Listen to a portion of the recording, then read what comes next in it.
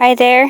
This video is all about transitioning from corporate world into farming or agripreneur. This is not your interest, then skip this video. Pag mag-transition ka, kailangan mong i-prepare ang sarili mo, yung courage mo to decide na gusto mo talaga siya. As you start, madaming challenges na darating.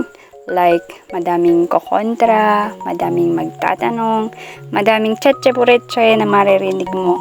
So, you should prepare yourself. Next is, kailangan mo ng budget. Hindi porket farmer is hindi na kailangan ng pera. Kailangan mo ng panimula na budget kahit hindi siya kalakihan as long as kaya niyang isustain ang farm business mo at the same time yung everyday needs.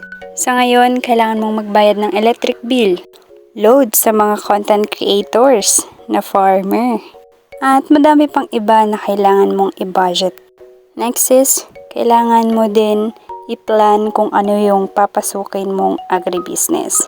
Babuyan man yan, kamote man yan, mais man yan, banana farm ba yan? If gusto mo lahat yon, dapat isa-isa lang kasi mabigat yan sa bulsa if you want to establish once. Follow for more!